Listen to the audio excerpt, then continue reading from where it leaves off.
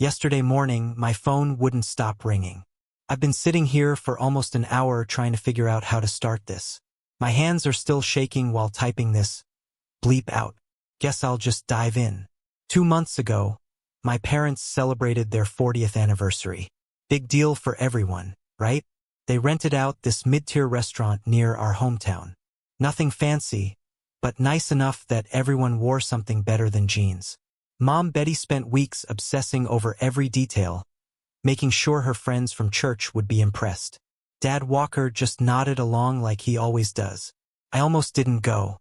Seriously considered faking some stomach bug or whatever. Being the family disappointment gets exhausting when everyone's together in one room staring at you. But I went because, well, 40 years is 40 years. And underneath all the BS, I do love my parents. For context, I'm 35. Yes, I live in my parents' basement. Yes, I dropped out of med school 7 years ago after having what my therapist diplomatically calls a significant mental health episode. Translation. Complete bleep breakdown during finals. I've been working at a local hardware store while trying to figure my life out. Not exactly the American dream, but I'm not on drugs or in prison, so there's that. My brother Henry, on the other hand, golden child, literally can't fail. Financial advisor with his own firm, huge house in the nice part of town, perfect wife Leliana, who has like 50K followers on Instagram, posting about their authentic family journey, gag, and 2 kids who are obviously being prepped for Harvard. The party started out fine. Everyone was mingling, eating those tiny appetizers that never fill you up. I stuck to the corner, nursing a beer, and making small talk with my cousin, who's the only person who treats me like a normal human. Mom kept giving me these looks across the room. Half, I'm glad you're here, and half, please don't embarrass us. I'm used to those looks. After dinner, Dad got up to give his speech about their marriage. Standard stuff about love and partnership, blah blah. Mom cried right on cue. People clapped, all according to script. Then Henry stood up and grabbed the microphone. I'd like to say something too, he said, flashing that perfect smile that probably costs more than my monthly rent. Everyone turned to look at him because of course they did. He started talking about family and how our parents had taught us values and whatever. I zoned out until he suddenly looked directly at me. Let's raise a toast to Mom and Dad for their patience with their second son. The one who dropped out of medical school and still lives in their basement at 35. The room exploded with laughter. Every single person laughing. Someone pointed at me, then more people. Mom's face did that thing where she's trying to look disapproving, but is actually amused. Dad stared at his plate. My cousin mumbled, "That's messed up," but didn't say anything louder. I don't remember exactly what happened next. My face burned so hot I thought I might pass out. Under the table, my hands were shaking so bad I had to press them against my thighs. Someone patted my shoulder like it was a joke we were all in on. I forced the fakest smile of my life while Henry finished his hilarious toast with some bleep about family sticking together through thick and thin. The rest of the night is a blur of avoidance. I remember hiding in the bathroom, scrolling through Reddit for 20 minutes. I remember my mom's friend asking if I had any prospects with this pitying look.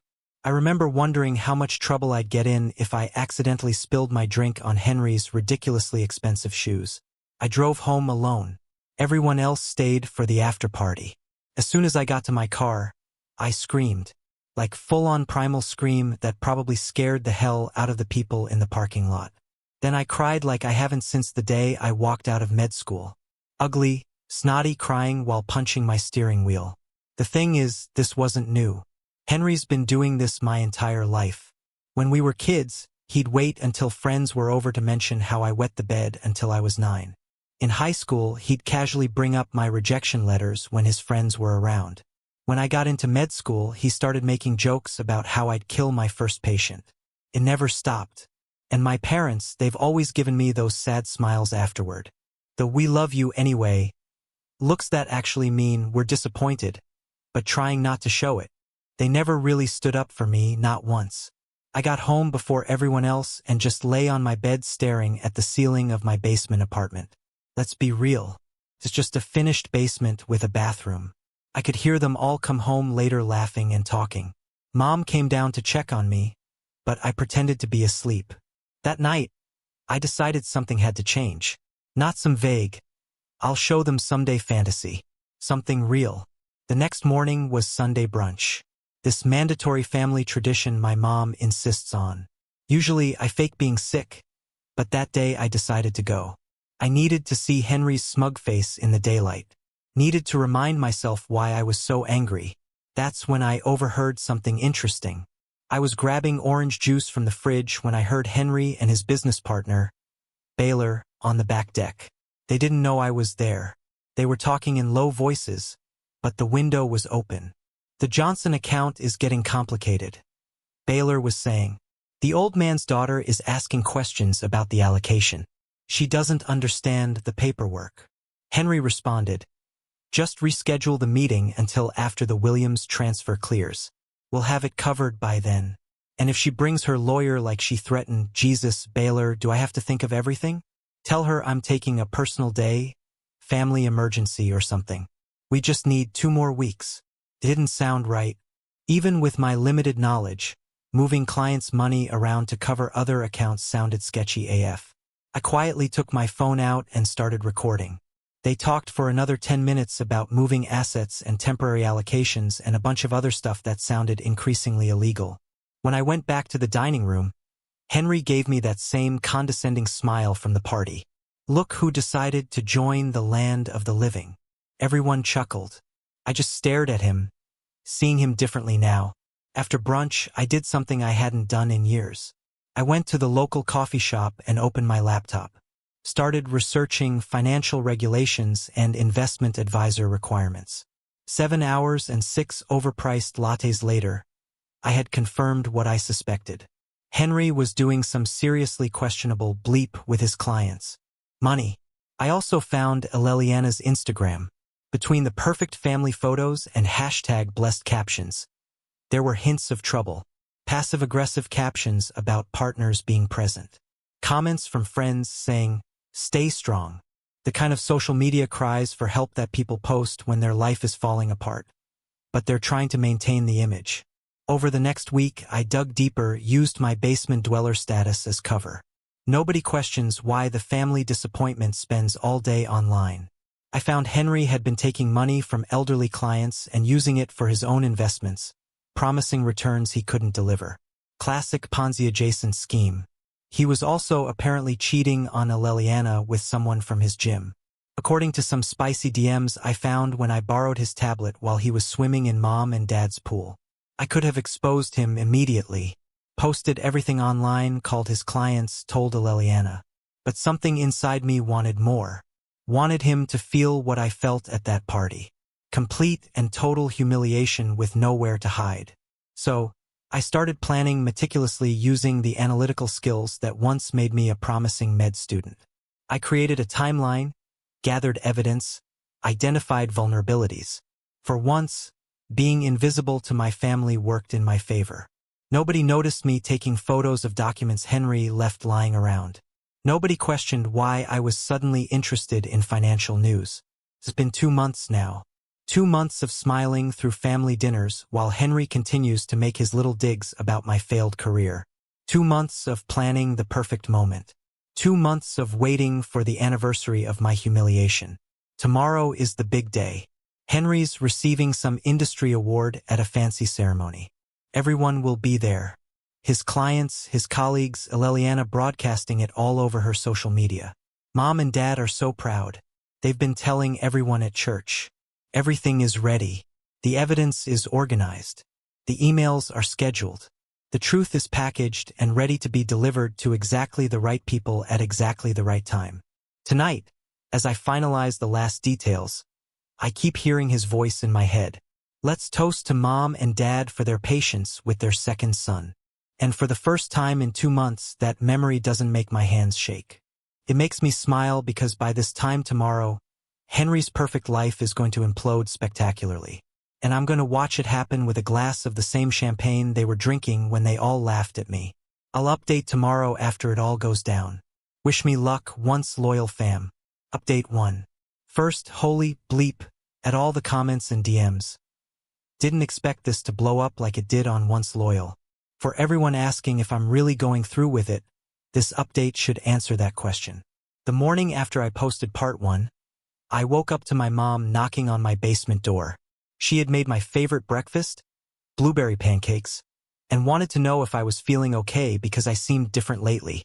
Translation: she was worried I was spiraling again, like during the med school disaster. Perfect timing, really. I did what I've gotten so good at, played the part of slightly damaged but recovering son.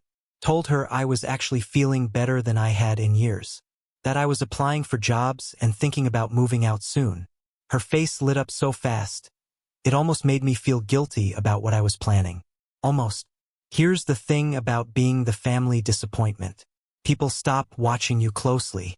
They check in occasionally to make sure you're not completely falling apart, but they don't pay attention to what you're actually doing. It's like being invisible in plain sight. For the past 2 months, I've been using that invisibility like a superpower. Week 1 after the anniversary disaster, I established my routine. Mornings at the local library using their computers instead of my own. Thanks to the commenter who pointed out IP addresses can be traced. Smart thinking. Afternoons at work at the hardware store.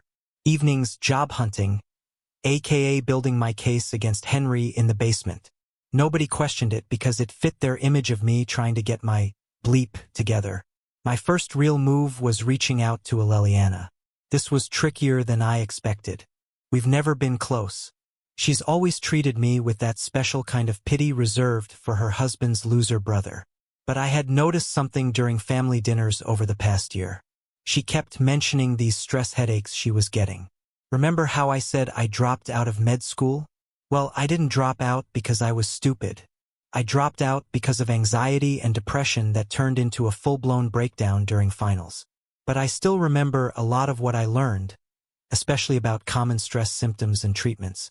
So, I coincidentally ran into her at Target one afternoon.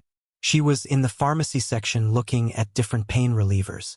I casually mentioned something about ibuprofen causing rebound headaches with overuse and suggested a different combination that might help based on her symptoms. The medical jargon caught her off guard. People forget I was actually good at the doctor stuff before I cracked. That conversation turned into coffee, which turned into regular texts about her health issues. Within 2 weeks, I was her go-to source for medical advice. She started opening up about other things. How stressed she was with maintaining her social media presence. How the kids were struggling with their packed schedules. How Henry was working late more and more. I played my part perfectly, sympathetic ear, no judgment, just a concerned brother-in-law who had the time to listen because, no real responsibilities in my basement life. Every conversation was a gold mine of information. I recorded nothing, but I remembered everything. Meanwhile, I was working on Henry's business angle. This was harder since I couldn't exactly walk into his office, but family gatherings became intelligence-gathering opportunities. I'd purposely bring up topics that might get Henry talking about work, asked innocent questions about investment strategy. Once I even pretended to be interested in investing my savings, LOL, and got him to explain his approach to client management. The real breakthrough came when I volunteered to help my parents with their computer issues. Dad had been complaining about email problems for weeks. While fixing things, I set up forwarding for any emails from Henry to also go to a throwaway account I created. Morally questionable maybe, but I wasn't changing anything, just seeing what Henry was already sending them. Interested in investing my savings, LOL, and got him to explain his approach to client management. The real breakthrough came when I volunteered to help my parents with their computer issues. Dad had been complaining about email problems for weeks. While fixing things, I set up forwarding for any emails from Henry to also go to a throwaway account I created. Morally questionable maybe, but I wasn't changing anything, just seeing what Henry was already sending them. That's how I discovered Henry had been borrowing money from my parents, not asking for loans, actually moving funds from their retirement accounts that he managed. The emails were carefully worded, but it was clear he was using their money to cover his business expenses, promising returns that hadn't materialized. 3 weeks in, I hit another gold mine. Henry had left his laptop at my parents' house when he rushed out after a Sunday dinner. He'd forgotten to log out of his email. I had about 20 minutes before someone noticed. My hands shook as I quickly forwarded key emails to my burner account and took screenshots of his calendar. That's when I found emails between Henry and someone named Kylie. At first, I thought it might be a client. It wasn't. The messages started professional but quickly turned personal, then sexual. I felt gross reading them but also vindicated. Perfect family man Henry was having an affair with a colleague at work. But the biggest revelation came from his meeting schedule. Henry had been meeting with the same 4 elderly clients repeatedly. The Wilsons, the Johnsons, the Parkers, and Mrs. Yamamoto. Cross-referencing with other emails, I realized these were wealthy clients whose accounts Henry was using to cover losses with other investments. Classic Ponzi-adjacent scheme, just like I suspected. By month 2, I had enough evidence to completely destroy Henry's career. But I wanted more. I wanted to understand why he turned out this way. Why he felt the need to put me down to build himself up. Why our parents always let it happen. So I did something risky. I started asking questions. Not direct accusations, but wondering aloud to my mom about whether she thought Henry seemed stressed lately. Mentioning to my dad that I'd overheard Henry arguing on the phone about money. Small comments designed to gauge their reaction. What I learned was both surprising and sadly predictable. Mom revealed that Henry had always been jealous of how easily academics came to me when we were younger. That before my issues started, teachers had always said I was the one with real potential. Dad reluctantly admitted that Henry had struggled with massive student loans and had made some aggressive investments early in his career that hadn't panned out.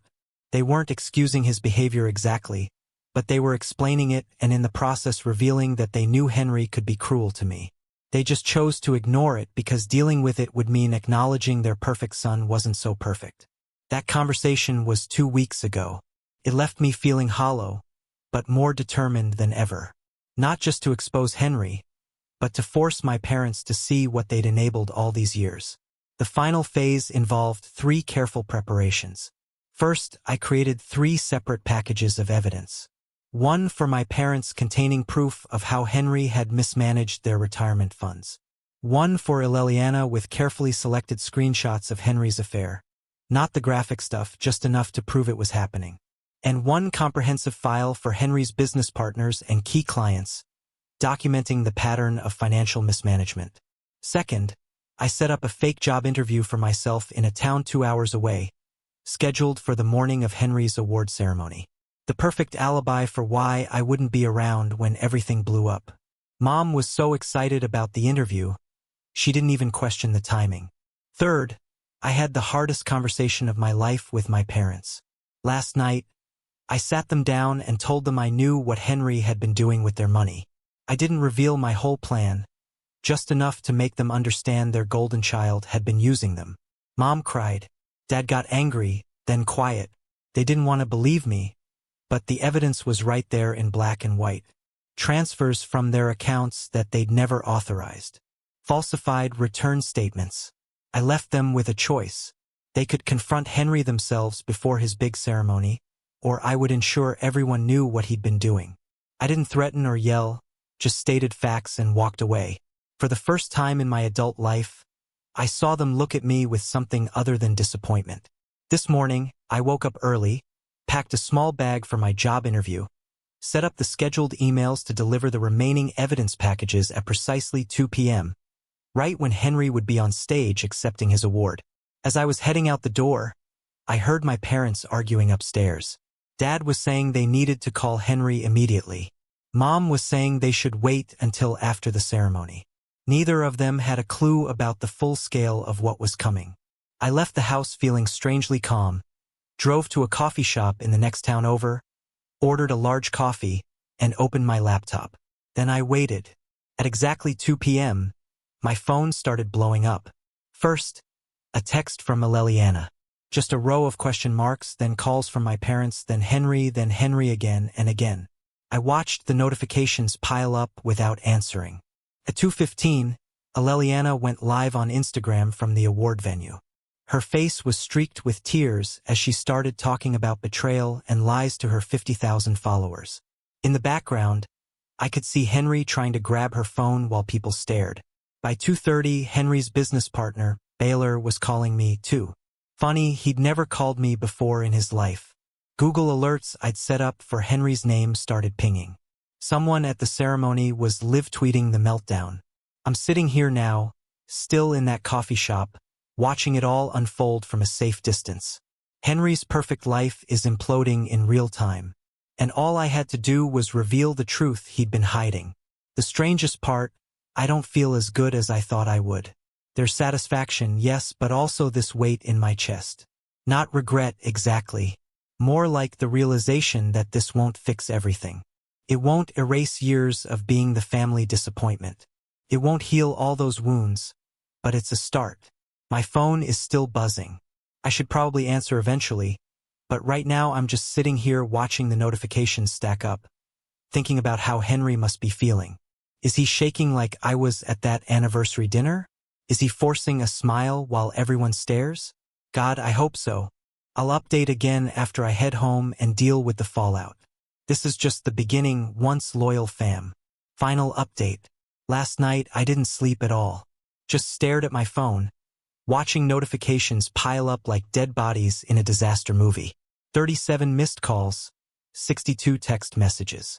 The digital aftermath of a nuclear explosion I'd carefully engineered. Around 3 a.m., I finally turned my phone off completely, sat in the darkness of my motel room. Yeah, I didn't go home after the coffee shop. Not that stupid, and just breathed. For the first time in years, maybe decades, I felt this weird lightness in my chest. Not happiness exactly, more like space. Room to exist without the constant weight of being the disappointment. I turned my phone back on at 7 a.m.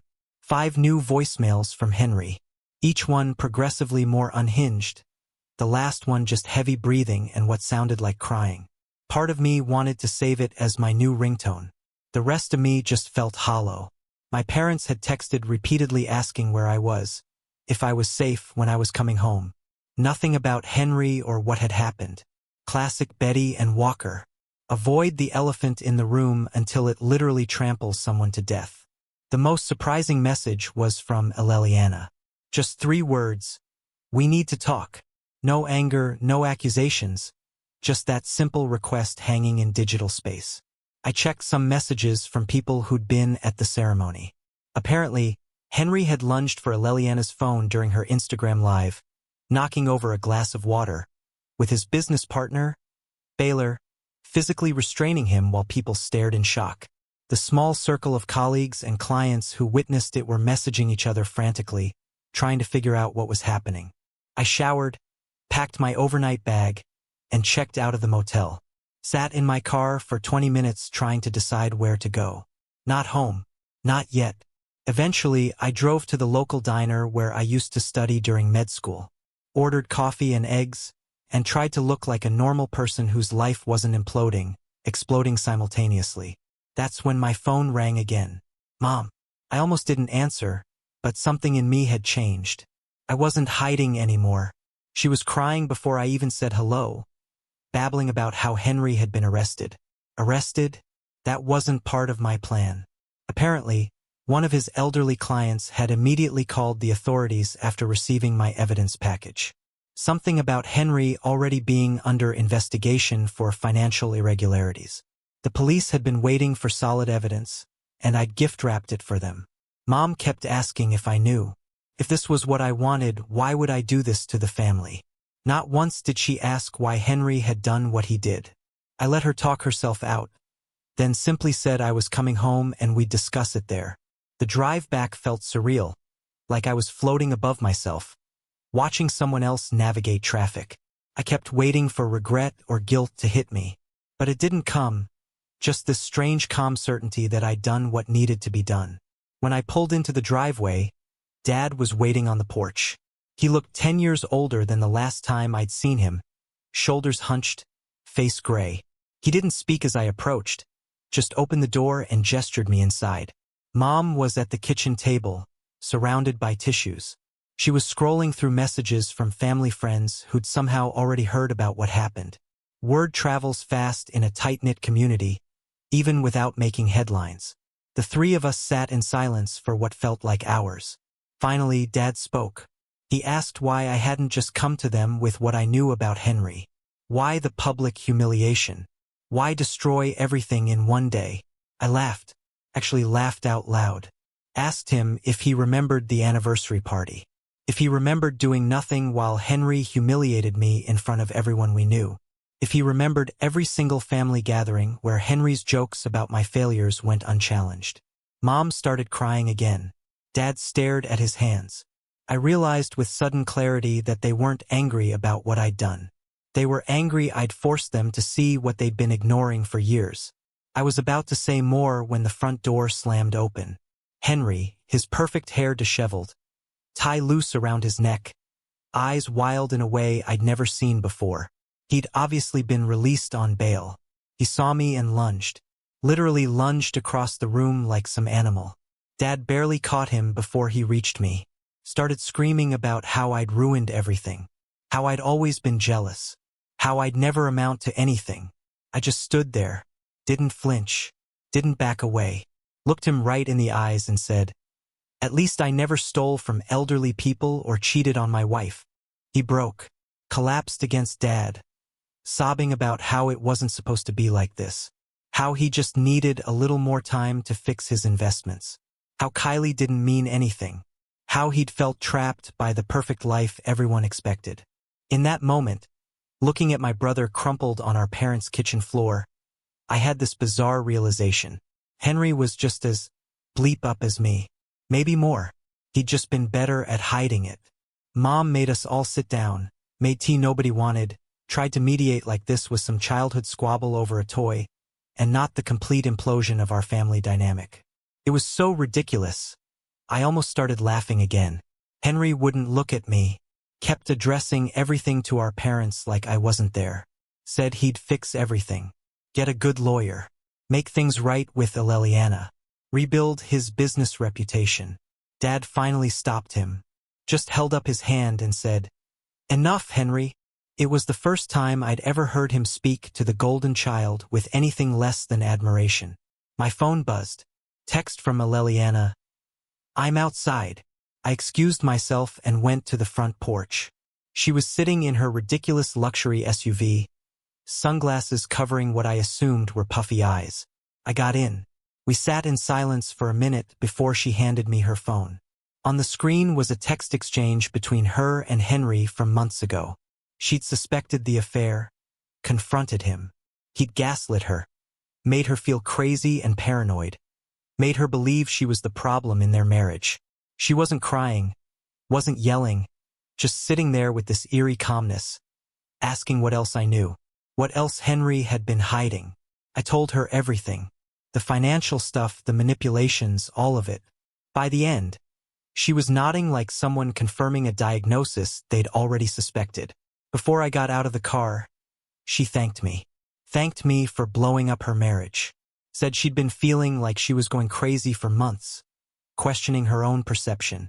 Said the truth, however painful, was better than living a lie. When I went back inside, Henry was gone. Mom said he'd left to talk to his lawyer. Dad was making calls to their bank, trying to assess the damage to their retirement accounts. I went down to my basement room and started packing. Not everything, just enough for a few days. I needed space to think, to process what had happened and what came next. As I was zipping up my bag, Dad appeared at the bottom of the stairs. He looked lost, standing there in the doorway to the room I'd occupied as an adult for far too long. He asked where I was going. I said I didn't know yet, just that I couldn't stay here right now. Then he did something completely unexpected. He apologized, not just for today or for the anniversary, but for years of allowing Henry's behavior, for not seeing what was happening between his sons, for failing both of us in different ways. It wasn't a movie moment. He didn't cry or hug me or suddenly transform into Father of the Year. Just a tired old man finally acknowledging a truth he'd been avoiding for decades. I nodded, not ready to forgive, but recognizing the effort it took him to say it. That was yesterday. Today I woke up in another motel room, checked my phone to find the situation continuing to unfold in our small circle.